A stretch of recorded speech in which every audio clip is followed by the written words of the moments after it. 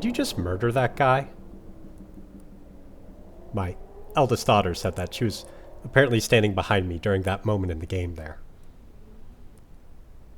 And I was gonna tell her, well, he admitted he was never gonna vote for me in the election, but that seemed a little too on the nose for this particular moment in the dumbest timeline, so I mumbled something like he was a bad guy, which I'm pretty sure is true, even though this is my first interaction with him. Telvanni, flanked by two demons slash Dromora, like 98% chance at least that he's evil.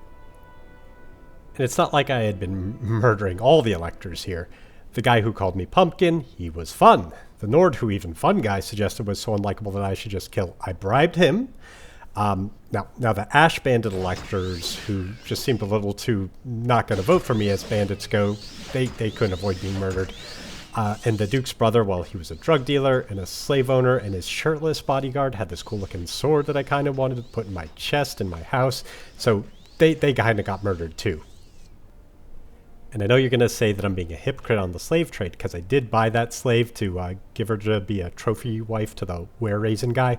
But that's freeing a slave, if anything. Totally different. And these are the sort of things in the Morrowind experience that I'm pondering as I'm in the temple as the game heads into its final act, as dawn is breaking. Azura's hour, the hour of the Demon Queen who I tricked into thinking that I'm her chosen one. And I'm heading to chat with the god with the benevolent veneer who maybe murdered the person I was asked to pretend to be the reincarnation of at the behest of a drug-addicted agent of an emperor who oppresses his dark elf vassals. Also, we can plot to kill the mad god who swears he was never anything but loyal, right up until the first time he was killed. Man, I love this game.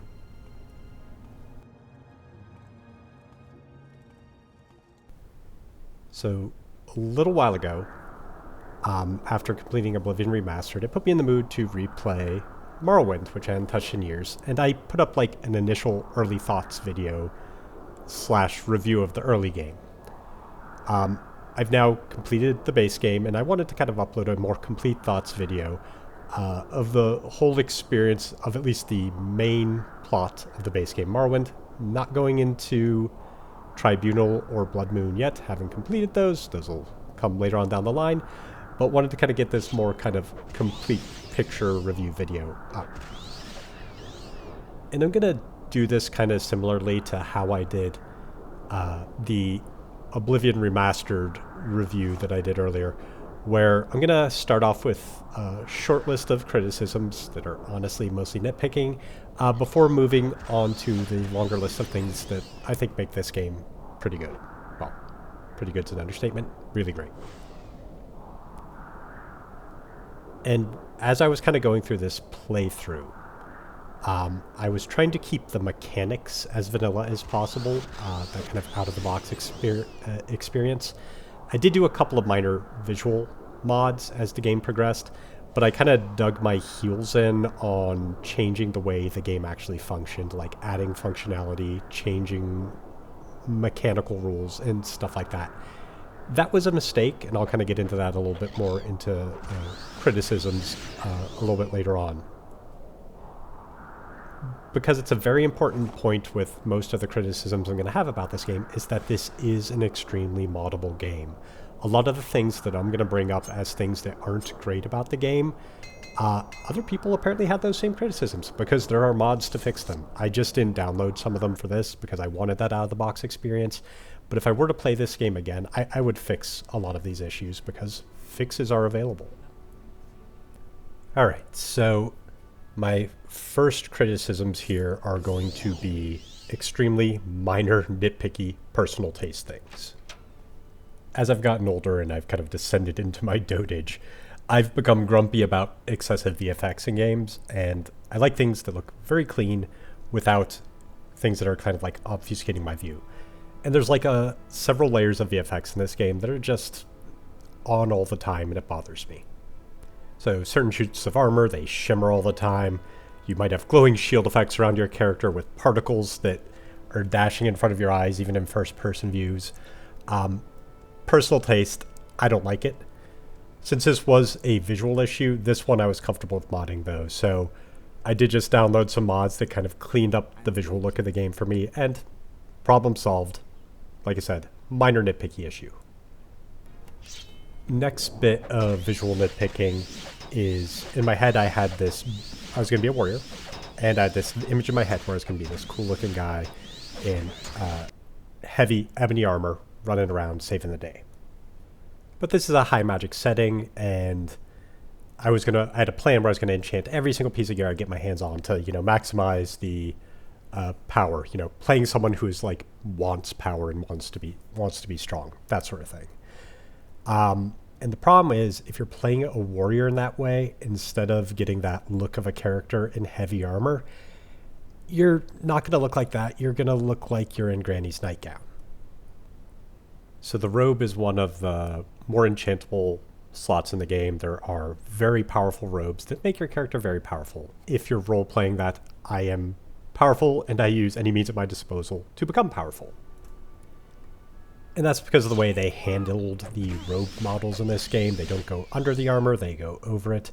And it is apparently, when you equip a robe, a complete model replacement. So it's not like you can even make a mod to make it invisible and show the armor underneath. So this one, I had to do a little bit of digging for cool robe mods. Again, visual issue, so I was okay with modding this one out. Found one for the Robe of the Drake's Pride, which is one of the best robes anyways in the game. So that I was able to at least say, okay, this looks like a robe draped over a suit of armor, kind of, if I squint. So again, with mods, I was able to get something that was visually acceptable to me, because baseline, running around with a sword and a nightgown just wasn't doing it for me. And again, even if I didn't mod it out, this is personal taste, minor nitpicking on a visual issue, on an equipment slot you don't even have to use if you're a warrior. Next up, gearing progression seemed a little bit off for me. And I'm not sure if that's because of the path I took through the game, not exploring in the right places, or something else. But there was a very large gap for me between the initial steel armor that I picked up in Satanine and getting upgrades on my armor. Like, I literally, as a heavy armor user, I went straight from steel armor, which is like pretty much one up from the bottom. I think maybe iron armor's worst. The next suit of armor I found for heavy armor use was ebony, which is the second best. And apparently there's really only like a couple of levels between those, but they're all skewed very close to steel. So there's not that much armor that's better than steel, like a little bit better than steel. It just jumps way up to ebony. And a lot of those suits of heavy armor that are just a little bit better, like Dwemer armor, I never found them. And I went through a bunch of Dwemer ruins, I just never bumped into it. So it may have just been luck, it may have been lack of observance on my part, but I literally jumped straight from my beginning of the game armor to my end game armor with nothing in between. And from a progression standpoint, that was a little bit weird.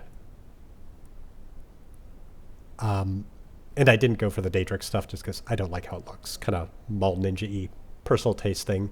The ebony stuff's good enough anyways, so it doesn't really matter there. Oh, and one little point of clarification. I did find Dwemer armor. I just didn't find it until after I had already found ebony armor. It's like, in my particular playthrough, they started showing up and dropping at the same time. Not sure if that's intended or if that's just how it ended up for me. Okay, then we have the stronghold that is part of your Great House progression. I was doing Redoran. And my main problem with this is that they made it required. I don't care about having a stronghold, and it just, the one you get isn't good. I mean, when you get it, this fucking neighborhood, man. They put it in like the ash wastes, at least the Redoran one they did. Went right over the hill. There's beautiful rolling green hills. Well, not beautiful, but at least a little bit nicer. Not a great location. It is not convenient to any cities. You have to like set up your recall spell to go there if you want to get there quickly.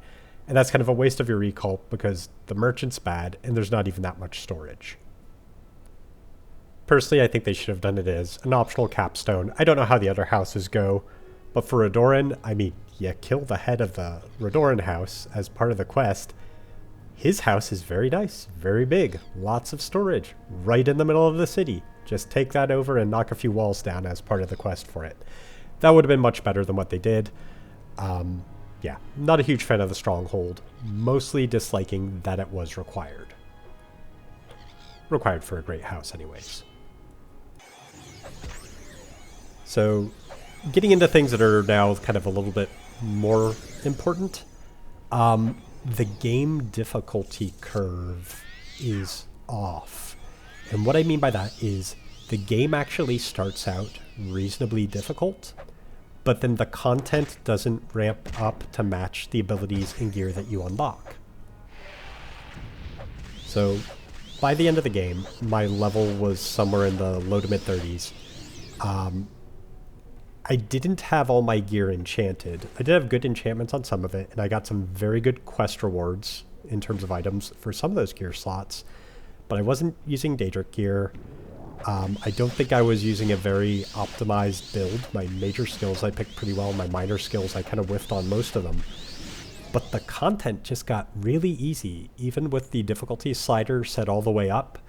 What started out as somewhat of a challenge early on just very rapidly kind of degraded to not being much of a challenge at all.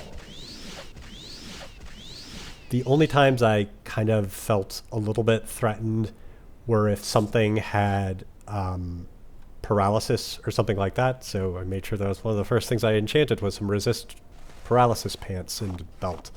But once I was kind of taken out of the way, it didn't really feel like anything could hurt me. And I don't know if that was, like I said, I'm wearing heavy armor, which probably helps a lot. The quest reward for the Tribunal Temple, the armor there, which is medium armor, has like a huge amount of shield on it. Maybe that just makes the damage go way down. But generally speaking, even with the difficulty slider all the way up, as you got to the end game, nothing felt threatening. Now, if I remember correctly, Tribunal and Blood Moon fixed that with a lot more challenging content, so maybe that'll change when I kind of go into those areas. But definitely got a little too easy as the game went on. The combat wasn't particularly challenging in the later half of the game. I wish it would have kept up with the difficulty that was there in the early stages. This next one is one that's a big annoyance, and I'm not sure if there's a mod for it. I should probably check after I upload this, see if there's a mod for it. There's a lot of skinny corridors in this game, and if there's an NPC in that corridor or in a doorway, you can't always get by them, and it's really annoying. Sometimes you can fly over them or jump over them. You can like parkour over furniture to move around someone in a hallway, but just the fact that people will just sometimes pause in a hallway and expect you to talk to them when you're like, I want to move through you. It's not great.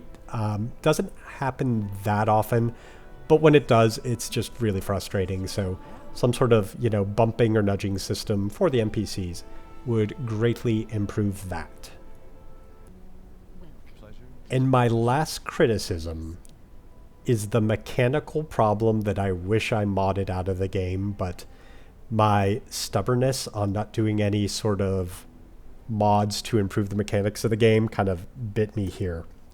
And it is something that if you are going to play through the game, I definitely recommend you mod before your first playthrough. And that is how selling items works. So there are a lot of big money sinks in this game. There's the main two for me are training and enchanting gear. And these are things that can kind of cost you a lot of money. I mainly trained miscellaneous skills just to, max out a few attribute gains as I was leveling up. So that's kind of like the early money sink earlier on.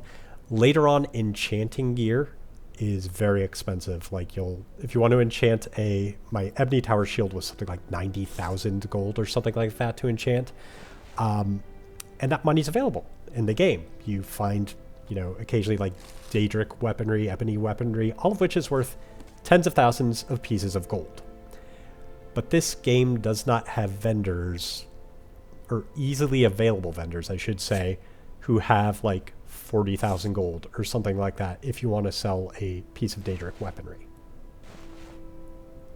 There are apparently a couple of hidden vendors that I just missed who have, I think one has 5,000 gold, another one has 10,000 gold. I think a lot of other people playing this game would miss them as well. I don't think that's something that's exclusive to my playthrough. But you it's a barter system. So the way selling things works in this game is you build up a vendor's stock of like cheaper items, then you kind of sell the expensive item, get all the money out of that they have, which might be 2,000 or 1,500 gold, and then in addition to selling that expensive item, you buy back some of the cheaper items you had sold them in the past. And it becomes this very long cycle of, if you want to sell like a $40,000 Daedric piece of weaponry to be able to afford to upgrade your shield, you sell the 40,000 gold piece of weaponry, buy back a ton of like $2,000 items until you're up to that $2,000 cap of the vendor, rest 24 hours, and then you have to go through and sell a 2,000 gold item, rest 24 hours, sell another 2,000 gold item, rest 24 hours. It is extremely tedious. And, my entire playthrough here was 40-something hours to kind of get through all the content. Multiple hours of that was selling gear. And that's kind of unacceptable, frankly. But, like I said, this is something that is apparently a very common criticism of this game, and there are lots of mods to just increase the amount of gold that vendors have. So if you're someone who's looking at going and playing Morrowind for yourself, I would go and download those right away. It's not going to have a significant impact on your experience of playing through the game. It's literally, in my mind anyways, it's just a net benefit. It is the bartering system that's in there with the very limited gold that most vendors have. It's just stealing your real world time. And it's giving you less time, which gives you less, fun time in the world of Morrowind if you're sitting there watching past the time for 24 hours sliders tick down so you can sell all these things. Download a mod to improve the vendor gold supplies is something that I would highly recommend, especially if you are looking into doing enchanting. If you're not enchanting gear, it's probably not as big a problem. I like enchanting items in Elder Scrolls games, so I was doing that. And if you're like that, definitely download a mod to increase the vendor gold supplies, or some other rule change that makes it easier and less frustrating to sell expensive items. So when your biggest criticism of a game is how selling items works, that's a pretty good sign. So now, stuff that I do like about this game, or at least some of the main points that I do like. One of these topics I'm going to expand outwards into a whole video in and of itself, because I think the game does it so well. And I got a first rule of doing stuff on YouTube is milk the content as much as you can. So I'm going to mention that quickly here. But yeah, I feel like it deserves kind of its own video. And that is how well this game creates a feeling of magic within a high magic setting. And that's something that is harder than it sounds. In a high magic setting, magic can seem mundane. This game, in some of the things that it does, still does a really good job at creating a sense of wonder in magic, when every other asshole you run into can cast fireballs. That's hard to do. And like I said, I will break that out into its own video, because it's a very kind of special thing that I think this game does. But moving on past that kind of next video teaser section there, the scope of this game is mind-bogglingly huge. Now, a bigger game isn't necessarily better, not by any stretch of the imagination, but it always feels like there's more interesting stuff around the corner here. And I did what I consider to be a good length of a run through for me. I did a great house. I did the Tribunal Temple quest line in its entirety. I did the Mage's Guild quest in its entirety. I did most of the Fighters Guild before I kind of petered off on it and got bored with it and moved on to other things. And even doing like all those quest lines in addition to the main quest line, I feel like I barely uncovered half the map of this game. And in terms of dungeons and things like that, I probably went into less than 10% of the ones that I bumped into. Honestly, I mainly went into ones that were quest related. There were a couple I did end up, I did unblind myself as the game went along and kind of found like a couple of special items for me to get. But yeah, there's so much to do in this. And after doing all the quest lines and stuff that I did, it still didn't feel like it was getting old. Usually I feel like I'm getting sick of a game by the time I'm most of the way done with the quest. And this game pulled off big scope well. And that by the time I was at the end of the quest line, I wasn't like, okay, let's wrap this up, buddy, which happens a lot for me in games. It still felt like I wanted to see more. And that is a very difficult thing to do. All right, so game mechanics. The pace of progression throughout the game felt very good. So in my playthrough, I think I ended up at like level 33.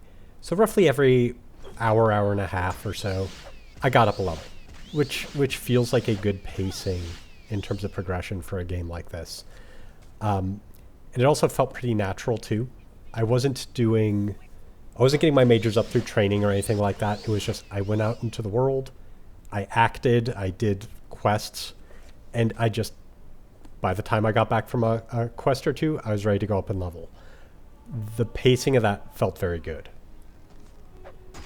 I did take advantage of training for miscellaneous skills just to maximize the, efficiency of level ups, I guess, so pretty much every level up I did was a 5-5-1 level up where I had 2 attributes, gained 5, and then I put 1 into luck. Training up miscellaneous skills, I think that's the term for the ones that aren't majors or minors, helped a lot with that. That made that a relatively painless experience. I only once had to train up major skills, and that was to unlock the ability to get advancement in the Mage's Guild. Since I was a warrior for the most part, I did have alchemy and enchantment in my major skills, just because, I'm an Atronach. I didn't want to be doing a lot of casting, so I had like these, fringes of the magical world, I guess, type of casting abilities there. So I did have to like train up alchemy. I had to like track down the master trainer, looked it up, but did that just to get to the threshold where I could challenge the major skill. That was the only time I did a significant amount of training in a major skill. Might have done an odd 1 or 2 points here if I was like 1 point away from leveling up before venturing out into the world on another quest. But, the training system, I would say, worked out pretty well here as well. The cost of enchanting notwithstanding, I felt like the enchantment system was great. And really, the cost of enchantment was only an issue because of how hard it was to sell items. If selling items was easier, the cost was actually fine. If you've played Oblivion or Oblivion Remastered more recently, the enchantment system is a little bit tighter in Morrowind in the sense that there is a trade-off in enchanting your gear if you don't specialize. You're better off putting fewer enchantments on an item in a lot of cases.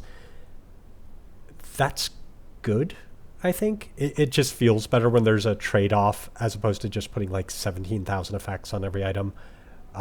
Where it feels better, where it's like, you'll be a little bit better if you specialize. That feels more natural, I guess, in terms of enchanting mechanics. And even with that, I was still able to make, very powerful items, even with those trade-offs there. The enchantment system felt good. There's also a good variety in the found magic items in the world. Things that are more powerful and more unique than what you can enchant yourself. that makes it feel like the world has depth and history, a history of powerful magic, people who are better at this than you. It adds to the depth of a world when you're able to find gear that is substantially better than what you can make yourself. So finding like those artifact level items and getting those as capstone rewards at the end of various quests, the itemization felt really good in terms of the found items. And then you're kind of just using the enchanted items to kind of cover up your holes at that point. Cover up your weaknesses. Covering up your holes sounds dirty. But anyways, yeah. Liked the items.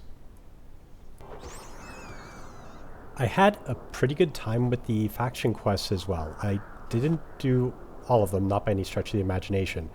And usually I don't recommend doing all of the faction quests in a single playthrough of any game these days.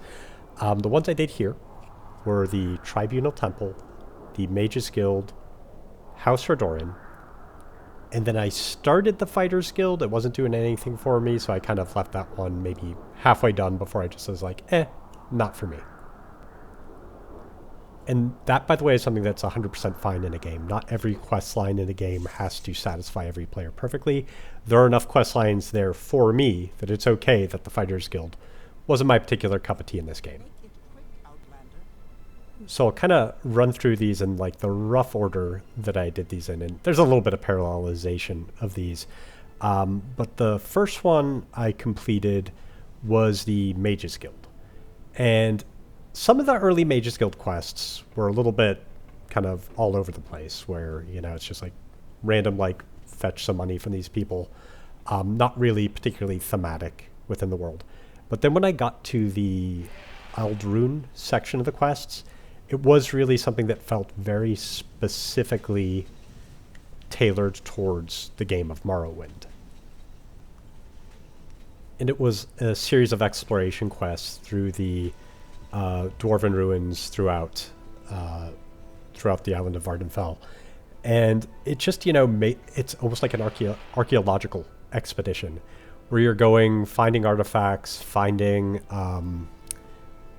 running into like these kind of cool ancient tomes that just stand out from just here's a bunch of written word books to like, oh, here's this cool like mystical symbology tomes and things like that you start running into.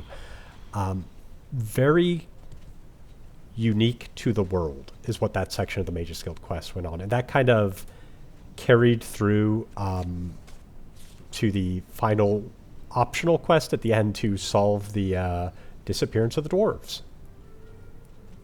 And, you know, that's almost something where the head of the Mage's Guild is just kind of like screwing with you a little bit. He's like, get away from me, solve the disappearance of the dwarves sort of things. But then you can kind of actually do it. And this is, I will readily admit, I never would have solved this quest without looking it up online. There's like one particular person who I had never ran into, who apparently you need to know to solve this quest, random Telvanni wizard. Never would have found him without looking it up. I had all the other pieces of it, but I did have to look it up. But it was kind of like cool to kind of go through that exercise of, you know, having all these ancient dwarven books, having that checked out with this ancient Telvanni sorcerer and be like, yeah, here's a pretty good theory as to why that happened. And then you kind of get to the end of the quest line. That particular quest was optional, by the way, which is, I don't feel bad about having looked it up since it wasn't required. But then taking over the actual Mage's Guild as like the Archmage, what's nice about that is that there is a great payoff for it. And it's always satisfying to have very long quest lines that end with a really great reward. In this case, it was the Necromancer's Amulet, which has regen on it, life regen, and a good amount of spell absorption, which I was playing an Atronach, so stacks with that just made me so much better. Having a very long, satisfying quest line and getting to the end of it, and then having a cherry on top, very great reward for it. Very well done faction quest line, very satisfying for me.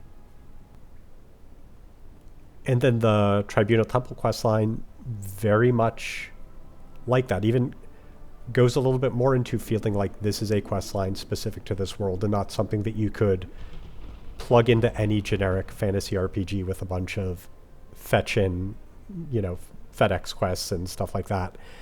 And it kind of starts off feeling like something churchy, which is what the Tribunal Temple is. Well, culty, I guess would be a better way to put it. So it's kind of like this kind of standard cult progression where you have these quests where it starts off as helping the poor and going on pilgrimages and then working its way up to kill the heretics sort of thing. But a lot of these pilgrimage quests, they kind of seem like they might be one of those things where it might be annoying or something like that. But it really was a great opportunity to it gets you out in the world, exploring it. Gives you a great flavor for like the religion of this cult, but there's large sections of it where you're just going around exploring this beautiful world, and that is a great thing. And I vaguely remember when I played this game 25 whatever years ago, there is this one where you take this vow of silence and you have to walk from the temple all the way down at the bottom of the map to a shrine all the way at the north of the map without talking to anybody, without using any means of travel, no teleportation, no silt striders, no catching a boat, nothing like that. And when I played this a very long time ago, I remember I kind of did the cheat where I cast Mark up at the end goal, and then when I got the quest, I just cast Recall and went up there and instantly beat the quest. And on this playthrough, I specifically decided, you know what? Let's walk it.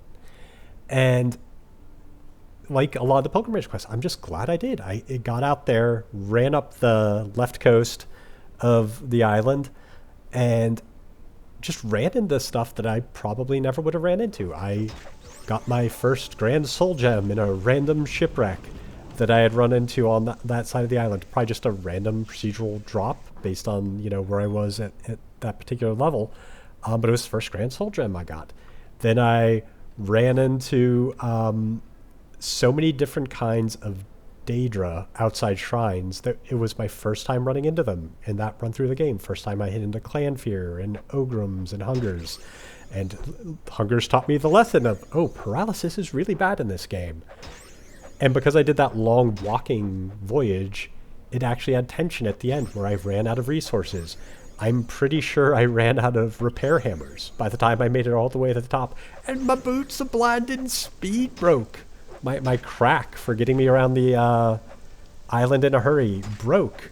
And I had to do it in slow motion the rest of the way because I couldn't talk to anybody to buy anymore. But I made it up there, and it was kind of a very rewarding kind of pilgrimage quest that let me see the breadth of this world. Loved that little quest and not taking the shortcut on it.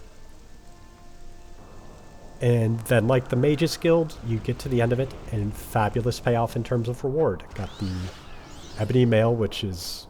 I was a heavy armor user. It's medium armor, but it's that good as medium armor that it was worth me using it, even though heavy armor was in my primary skills and medium was just like a miscellaneous skill.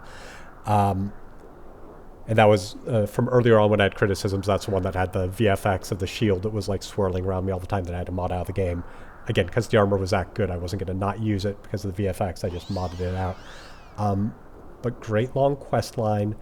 The progression throughout the theology feels very unique to this world. And great payoff at the end. And then I did the House Redoran quest line as my last faction quest. Notwithstanding the Stronghold portion that I didn't like, what I liked about this one is that, again, they wove in elements of the world within the faction quest. And in particular, they wove in sixth house events within this quest line. So, you were trying to save someone who was wrongfully accused of murder because they were under the mind and control of the sixth house, and you're exploring, spooky sixth house lighted places. You're going into homes where there are hidden shrines and have been overrun by, various, corpus. I forget if there's an R in it. Whatever. Zombies. You know what I mean. The mood of those areas was very good, kind of going into those kind of sixth house areas. And it's nice that interwove the overriding plot line of the game into this kind of faction. And then once again, at least for me, in the type of character I was playing, which I was playing kind of a warrior character, I got the great capstone reward of a bunch of ebony armor. I didn't need the chest piece because I had already had the ebony mail at that point. But there were a few odds and ends of my ebony suit that weren't filled out yet. So you kill the main guy of Redoran, take his position, and you get a full set of ebony armor, which is absolutely fantastic. Well, fantastic for my character. But yeah, that was a pretty satisfying one as well. Although I would say I liked, of the three, I probably liked, in order, probably the Tribunal Temple quest best, then the Mage's Guild, then Redoran. But even the Redoran one was pretty good. And then there's the main quest itself, which has a very good variety of activities in it.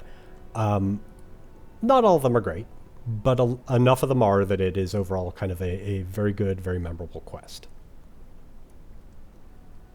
So I'm just gonna run through some of the highlights here of some of the portions of that were great to me.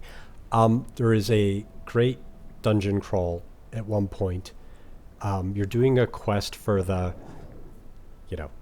Urshalaku Ashlanders, and you have to go through their burial caverns, and the feel of those burial caverns is great running through them. There's nothing particularly difficult about them, but the mood and the appearance of them and the verticality of the design in some of the areas running up ramps, it just feels like a really cool area to kind of run through.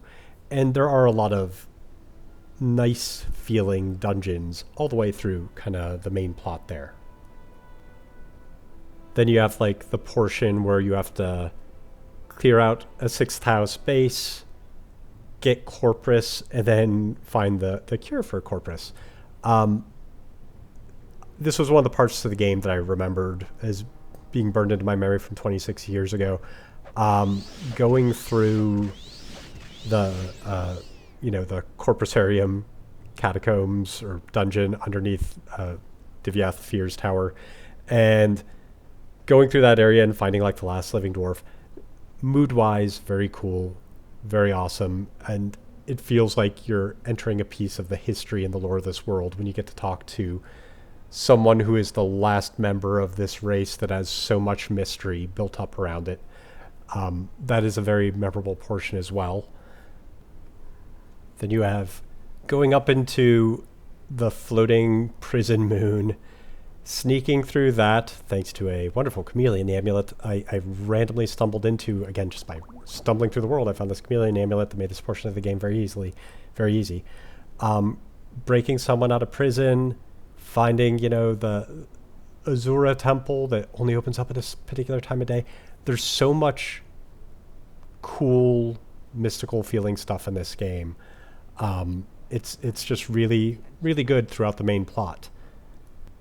And then there's a quest that sends you through Lost Kogarun, something like that.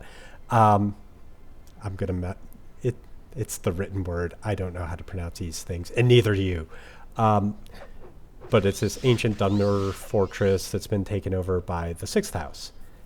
The scope of it is just very large, lots of different sections to explore in kind of this look and find quest to uncover these things. And I had to backtrack a lot to stumble through all these different areas and do this kind of look and find to find the various artifacts that this guy was asking me to find there. Missed one right by the entrance.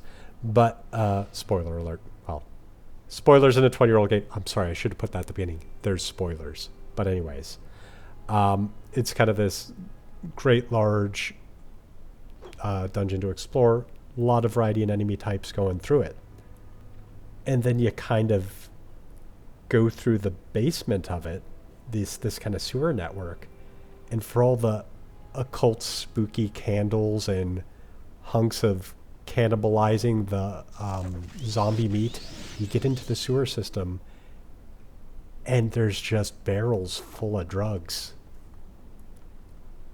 For all the mystical, evil, culty sort of stuff, they're kind of after money too. And maybe that's, you can temper that by saying, oh, this is how they're infiltrating through society, all that. It's like, in my head canon, it's like, nah, it's kind of all just cover. They're just drug dealers. And when you link that in with the other place where you find huge piles of drugs, Orvistren Plantation, you kind of build like, oh, connections between Orvistren and these guys potentially. Maybe there's something that kind of links them more directly than that, but I just thought that was interesting that, piles of moon sugar in both of these places. I also find it's like one of those things where it's like evil culty sort of thing, and it's like, nah, it's just a money-making scheme to sell drugs, man, as per usual. Kind of liked uncovering that. There is, for as much as I joke about like murdering all the people at the beginning, there's a little bit of lull and repetition around being named the House Hordator and the Nerevarine for all the different tribes. That's not necessarily my favorite part of all this. Particularly like going around and finding all the Telvanni people and just, I'm going to walk into this person's house, I'm going to click on a few lines of dialogue, and they're going to say yes. Not my favorite part, which is why I've resorted to, just eventually like killing some people there. Some of them you had to kill. Not just because I chose to murder them, you had to murder them.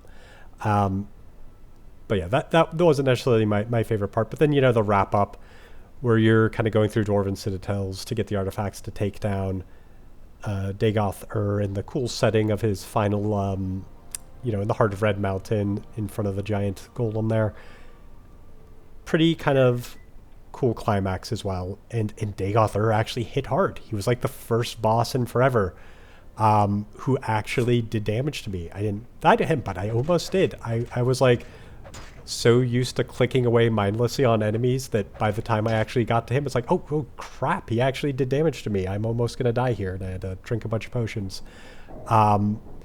So it actually had like a little bit of challenge in the very climax there that I wasn't expecting. And within the climax, there is choice.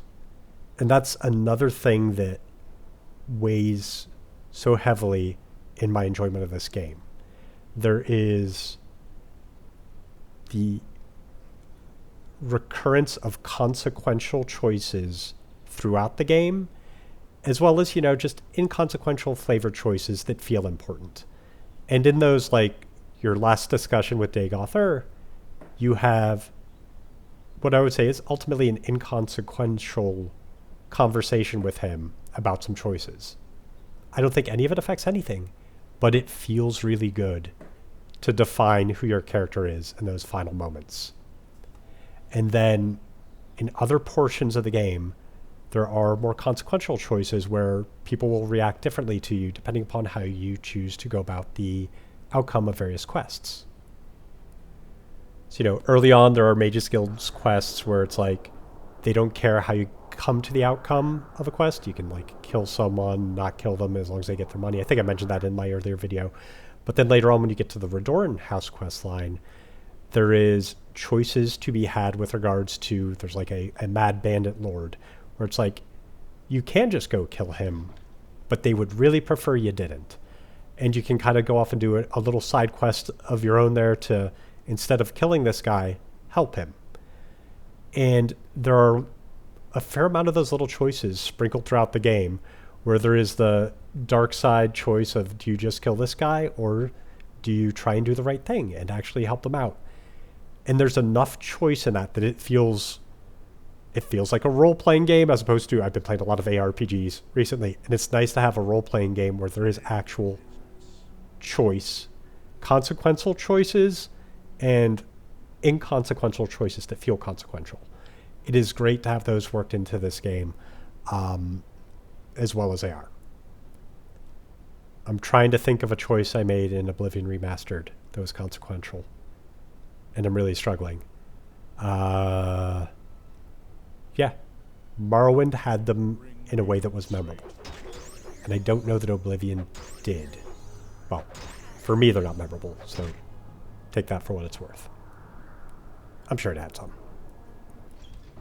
I would also be remiss here if I didn't mention how good a job the OpenMW team did in making their engine. I was somewhere in between 40 and 50 hours on this playthrough. On a 20-something-year-old game, I did not have a single crash. I don't know if that's normal for playing this game through in OpenMW or if I just got lucky, but it is unheard of in this day and age for me to play a game that many hours and not have a single crash. They did it. The people behind OpenMW, you did an absolutely phenomenal job. Great work. Keep doing it. Don't know if there's any other games that need this, but do what you did here there. So yeah, we have a big, beautiful world filled with interesting quests, choices that feel consequential, great rewards in terms of treasures and payoffs for assorted quest lines. This is good. Yeah. So if you have never played Morrowind before, I cannot recommend this game any more highly than, well, words fail me, I guess. This is a phenomenal game. If you've never tried it, try it. If you haven't touched it in 20 years, it has aged extremely well. Go back and try it again. It doesn't need a remaster. It's good as is. And if you're a fan of, if you have nice, rosy memories of it, I hope you'll be like me and you go back and play it, and those rosy memories are just, brightened up a little bit. I really enjoyed my time going back to the island of Vardenfell. And now I get to go and play Tribunal and Blood Moon and see how those hold up. All right, thanks for listening.